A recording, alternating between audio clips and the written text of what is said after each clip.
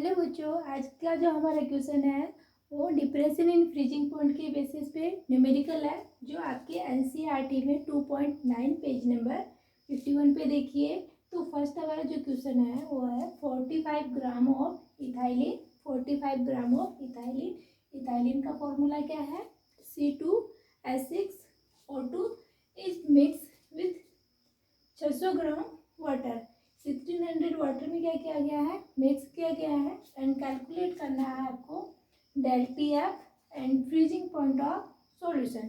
First of तो जब भी न्यूमेरिकल्स आते हैं तो आपको ये पहचान में आना चाहिए सॉल्यूट कौन सा है, सॉल्वेंट कौन सा है। तो इसके दो सिंपल तरीके हैं। जो वैल्यू आपकी कम अमाउंट में प्रेजेंट हो, यहाँ पे 45 ग्राम ऑफ इथाइलिन दिया हुआ है, 45 ग्राम अमाउंट है एंड आपका सेकेंड अमाउंट ये है। तो दोनों अमाउंट में जो कम हो वो सॉल्यूट होगा एंड जो ज़्यादा अमाउंट में है वो क्या है? सॉल्वेंट है। एंड जनरली आप देखते हैं हम elevation in boiling point, depression in freezing point, water जहाँ पे भी आ रहा है एज ए प्योर सॉल्वेंट की फॉर्म में उसको यूज करते हैं।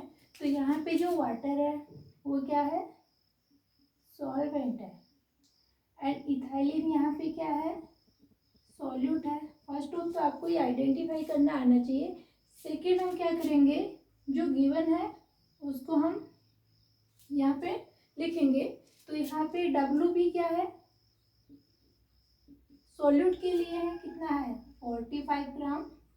एंड यहाँ पे molar mass of solvent C2H6O2, carbon के लिए 12 को 2 से मल्टीप्लाई करो 24 plus hydrogen 6 and hydrogen oxygen का 16। तो यहाँ पे डबल कर लो तो और आपका जो टोटल आएगा वो आएगा मोलर मास 62। नेक्स्ट है यहाँ पे वाटर। वाटर के लिए सॉल्वेंट है, तो यहाँ पे जो सॉल्वेंट है WA, यहाँ सॉल्वेंट के लिए यूज में ले रहे हैं एंड यहाँ पे जो B है वो सॉल्यूट के लिए ले रहे हैं। तो जो आपका WB है वो गिवन है एंड इसको हम क्या करेंगे? केजी में कन्वर्ट करेंगे। तो इसके लिए हमें क्या करना होगा? 1000 से डिवाइड करेंगे तो ये आपका आ जाएगा 0.6 kg। ओके। एंड आपसे पूछा गया है कैलकुलेट डेल टी एफ। तो डेल टी एफ का सिंपल फॉर्मूला है कि एफ मोलिलिटी सॉल्यूट की एंड आपका M B and WA। Okay. यहाँ पे जो के एफ है, देखो इससे पहले वाले क्लास में मैंने आपको बताया था कि के एफ कभी कभी दिया हुआ नहीं रहता है। यहाँ पे वाटर के लिए के एफ कितना होगा आपका? 1.86। तो यहाँ पे के एफ इक्वल कितना होगा? 1.86 एंड डब्ल्यू भी आपका कितना है? 45 मल्टीप्लाई 1000 एंड आपका जो एम बी मोलर मास है, मोलर मास कितना है इथाइलिन का? 62। एंड यहाँ पे सॉल्वेंट का वेट कितना दिया हुआ है आपको? इसको हमने केजी में कन्वर्ट किया 0.6। एंड इसको जब आप सॉल्व करोगे तो ये आएगा आपका 2.2 केल्विन। ओके, कैसे आएगा? ये है आपका केजी मॉल इनवर्स और इसका भी यूनिट क्या होगा?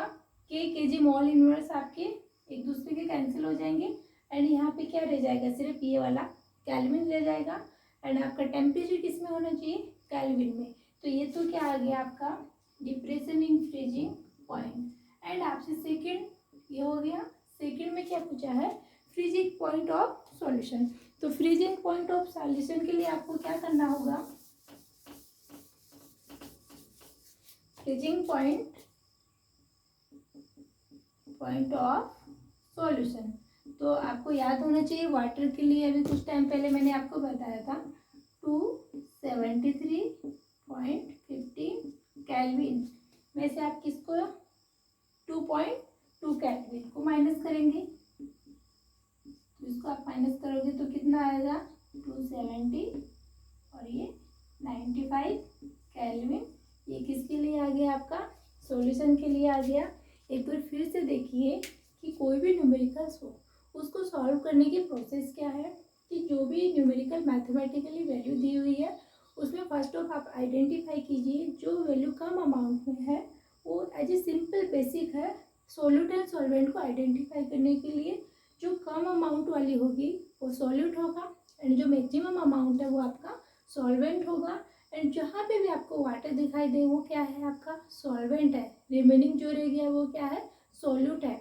एंड की एफ आपको मैक्सिमम टाइम गिवन है एंड नहीं भी दिया हुआ रहता है तो आपकी एनसीईआरटी में पेज नंबर 51 पे टेबल बनी हुई है लास्ट में बॉटम साइड में, उसके वाटर एसीटोन एटलीस्ट कुछ के आप याद कर लीजिए। एंड यहाँ पे फिर आपने डेल टी एफ आप निकाल सकते हो, किसी भी न्यूमेरिकल्स में फॉर्मूला आपके पास रहता है। एंड उसके बाद में अगर सॉल्यूशन का पूछे जो भी आएगा ये आपको याद होना चाहिए तभी आप ये निकाल सकते हो। आज के लिए इतना ही।